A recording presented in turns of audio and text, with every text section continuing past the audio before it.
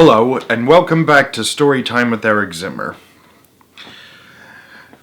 We've read the first 3 books of the Frog and Toad collection, and now we come to the 4th and final one, written by Arnold Lobel.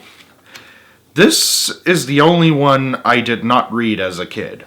I knew there were 4 books, but I never read the 4th one until now.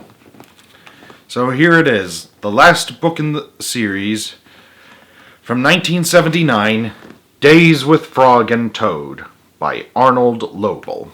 You ready? Alright, let's begin.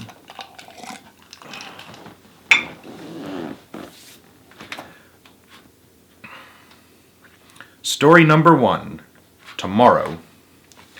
Toad woke up. Drat, he said. This house is a mess. I've so much work to do. Frog looked through the window.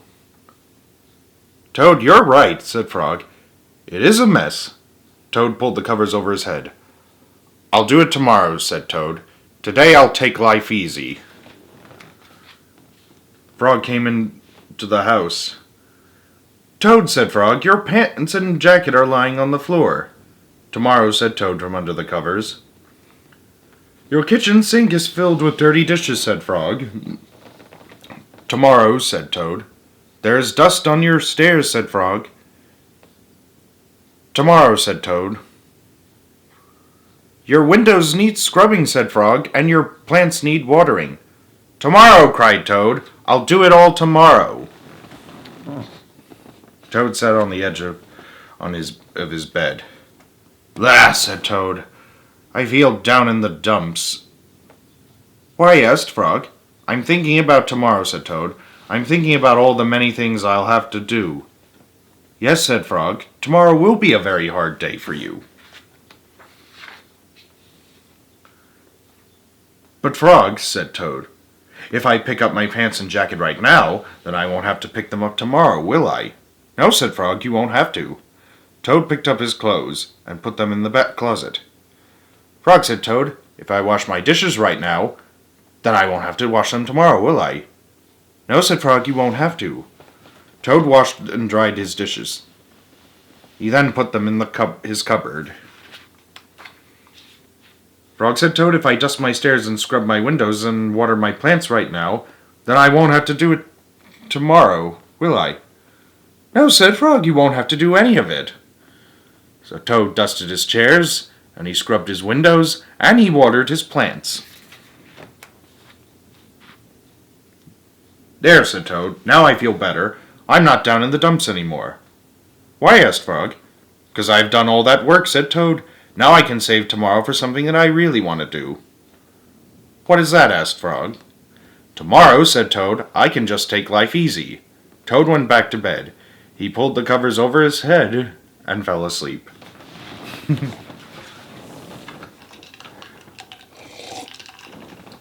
Story number 2. The Kite. Frog and Toad went out to fly a kite. They went to a large meadow where the wind was strong. Our kite will fly up and up, said Frog. It will fly all the way up to the top of the sky. Toad, said Frog, I will hold the ball of string. You hold the kite and run. Toad ran across the meadow. He ran as fast as his short legs could carry him. The kite went up in the air. It fell to the ground with a bump. Toad heard laughter. 3 robins were sitting in a bush. That kite won't fly, said the robins. You may as well give up. Toad ran back to Frog. Frog, said Toad, this kite won't fly. This kite won't fly. I give up. Oh yeah, take the easy way. You must make a second try, said Frog. Wave the kite over your head. Perhaps that'll make it fly. Toad ran back across the meadow. He waved the kite over his head. The kite went up in the air and then fell down with a thud. What a joke, said the robins. The kite will never get off the ground.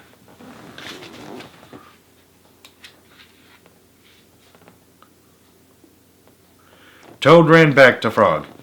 This kite is a joke, he said. It will never get off the ground. We have to make a third try, said Frog. We must make... As they say, third time's the charm. Or is it 3 times the charm? One or the other.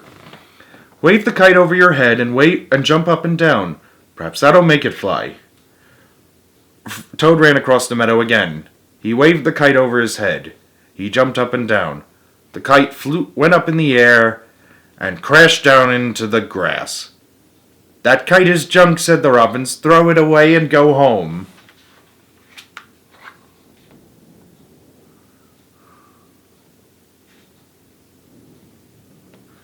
Toad ran back to Frog.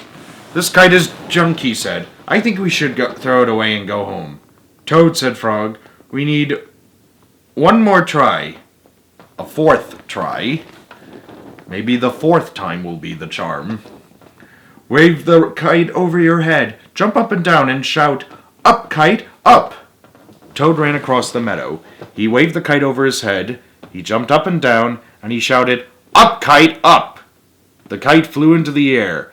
It climbed higher and higher. I guess 4th time is the charm. We did it, cried Toad. Yes, said Frog. If a running try did not work, and a running and waving try did not work, and a running, waving, and jumping try did not work, I knew that a running, waving, jumping, shouting try just had to work. The robins flew out of the bush, but they could not fly as high as the kite. Frog and Toad sat and watched their kite. It seemed to be flying way up at the top of the sky.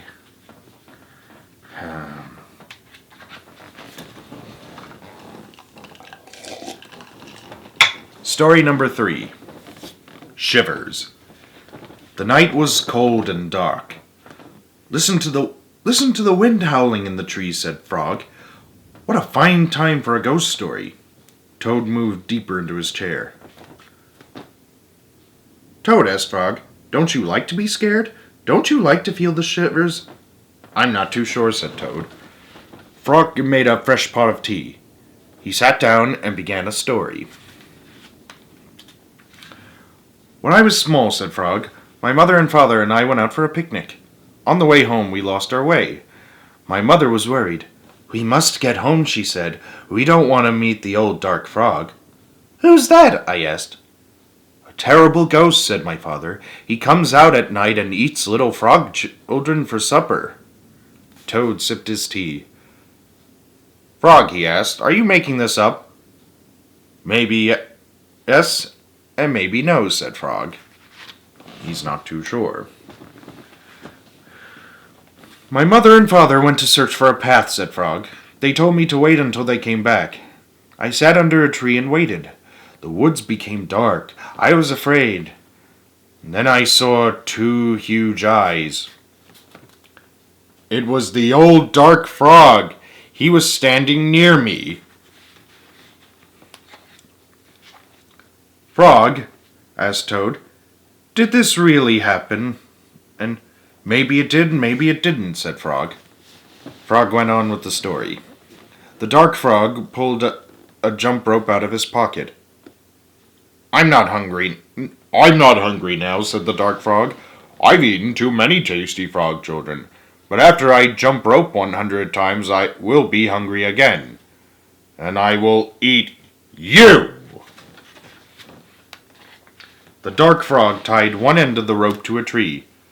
Turn for me, he shouted. I turned the rope for the dark frog. He jumped 20 times. I am beginning to get hungry, said the dark frog. He jumped 50 times. I'm getting hungrier, said the dark frog. He jumped 90 times. 90 times. I am very hungry now, said the dark frog. What happened then? Asked Toad. I had to save my life, said Frog. I ran around and around the tree with the rope I tied up the old dark frog. He roared and screamed, and I ran away fast. I found my mother and father, said Frog. We came safely home. Frog, asked Toad, was that a true story? Maybe it was and maybe it wasn't, said Frog. Frog and Toad sat close by the fire. They were scared. The teacups shook in their hands. They were having the shivers. It was a good, warm feeling. Well, as they said in A Dark, Dark Room and other scary stories, when there's no real danger, being scared can be fun. And they're right.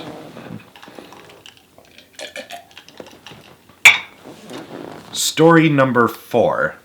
The Hat. On Toad's birthday, Frog gave him a hat. Toad was delighted. Happy birthday, said Frog. Toad put on the hat. It fell down over his eyes. I'm sorry, said Frog. That hat is much too big for you. I'll give you something else. No, said Toad. This hat is your present to me. I like it. I'll wear it the way it is. But how can you see through it? Frog and Toad went for a walk. Toad tripped over a rock. He bumped into a tree. He fell into a hole. Frog, said Toad, I can't see anything. I won't be able to wear your beautiful present.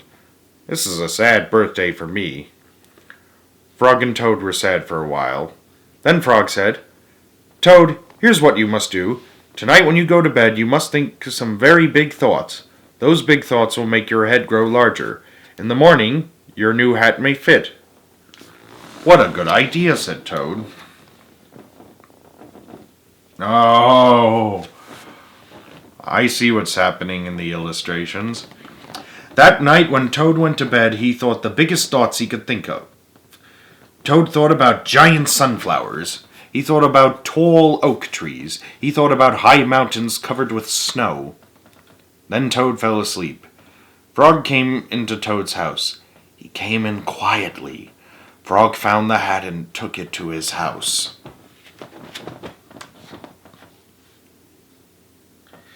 He poured some water on the hat. He put the hat in a warm place to dry. It began to shrink. The hat grew smaller and smaller. Frog went back to Toad's house. Toad was still fast asleep. Frog put the hat back on the hook where he found it. When Toad woke up in the morning, he put the hat on his head. It was just the right size. If he only knew. If he only knew. Toad ran to Frog's house. Frog! Frog, he cried. All those big thoughts had made my head much larger. Now I can wear your present. Frog and Toad went for a walk. Toad did not